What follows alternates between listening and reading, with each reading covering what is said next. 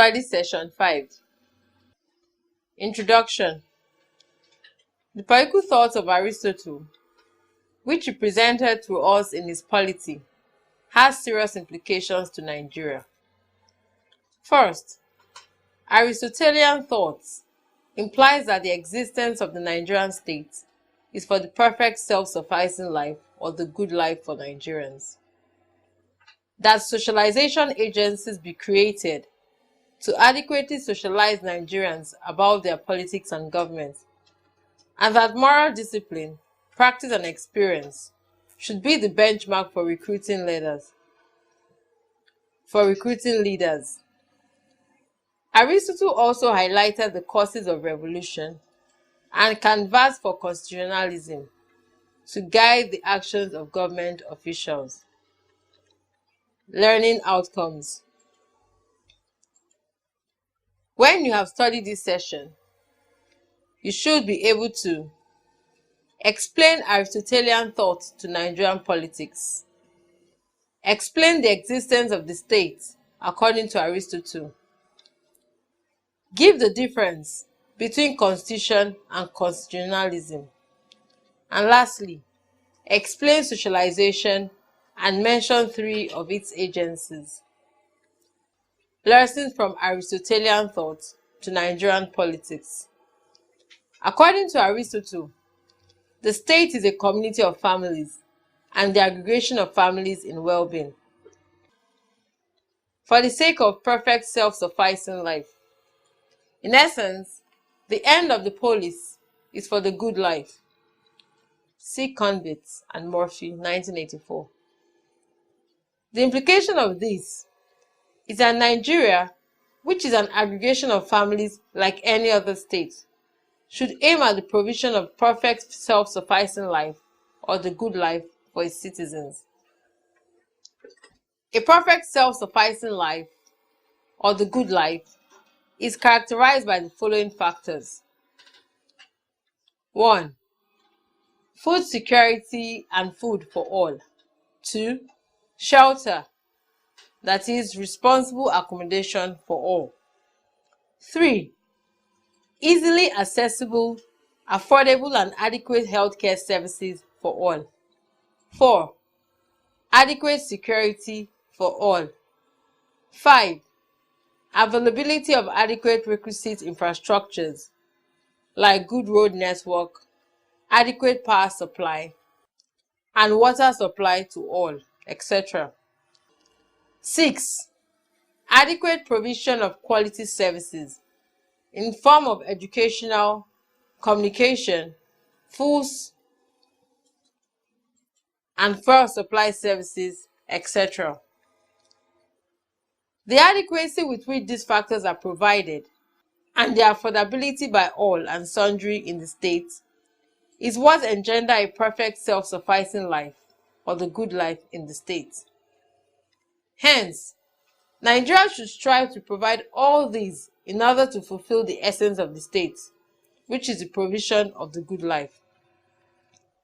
Aristotle also argued that stability can be achieved under any regime, including tyranny. All that is needed are appropriate institutions to perform the socialization functions. See Sabine and Thorson, 1973. The question then is, what then is socialization? Socialization refers to the complex process by which individuals come to learn and perform behaviors expected of them by society. In effect, socialization teaches habits, ideas, attitudes, and values. Learning plays an important part in socialization. A person must therefore acquire a wide range of information and skill to participate in the activities of a family, a play group, a school group, a business, or a political system.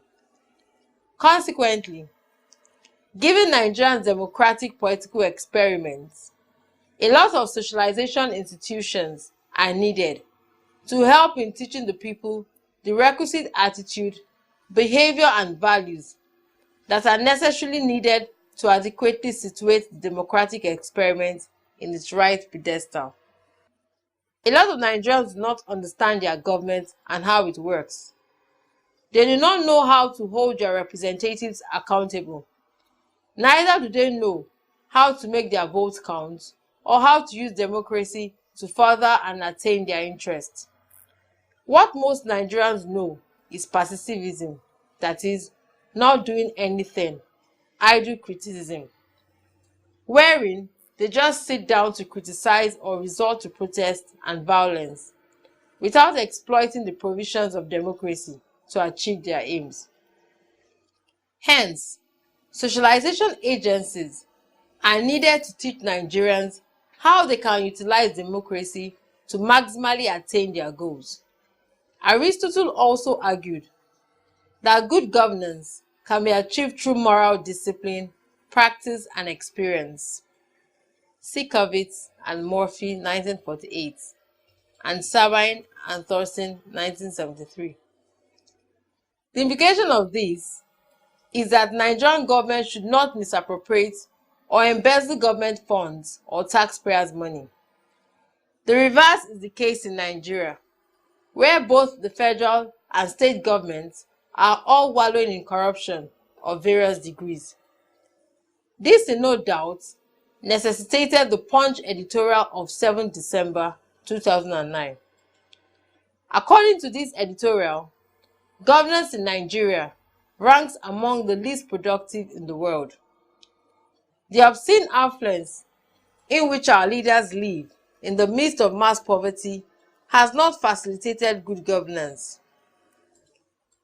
To say the least, corruption and bad governance in Nigeria are like inseparable twins.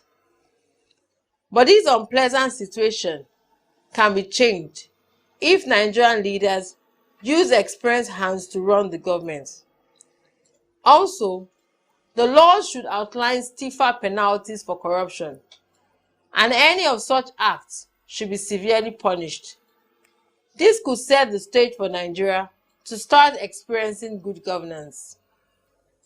Aristotle also examined the primary or immediate causes of revolution, and they include an unjust distribution of income and prestige, which tends to antagonize some groups. 2. The disproportionate growth in the number of a particular social class. And lastly, election intrigues, which can tip off the psychological causes of revolution.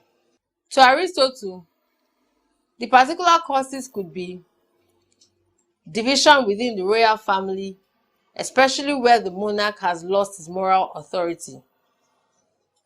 Secondly, in a democracy where extreme disappropriation of wealth of the rich might precipitate a revolution by the rich.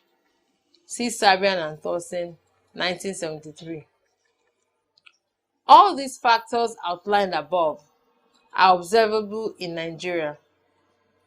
These factors are causing disaffection and disenchantment among Nigerians, with majority of Nigerians calling for a change in the status quo.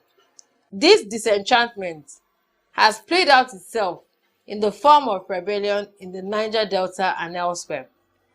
Hence, the Nigerian state should sincerely strive to prefer adequate solutions by addressing these causes of revolution, so that political stability and its attendant development can be enjoyed by all Nigerians.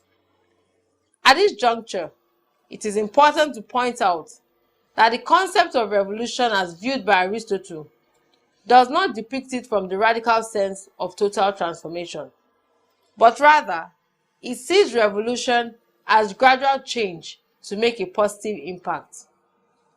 Aristotle also posited that for stability to occur, there must be adequate political education in the spirit of the Constitution, that is, constitutionalism, and institutions to perform the political socialization functions. Nigeria is noted for arbitrary rulership. The government of Nigeria oftentimes violates constitutionalism. Constitutionalism simply deals with observance of the spirit and letters of the Constitution, that is, everything done by the government must be in line with the provisions of the Constitution. For the Nigerian government, this is out of the question.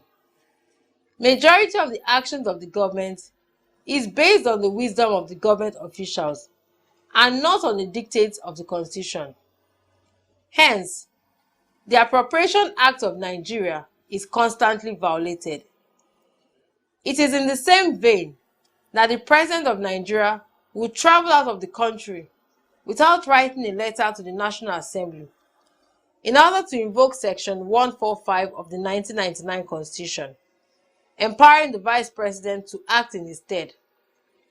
This, of course, brews instability and uncertainty in the polity.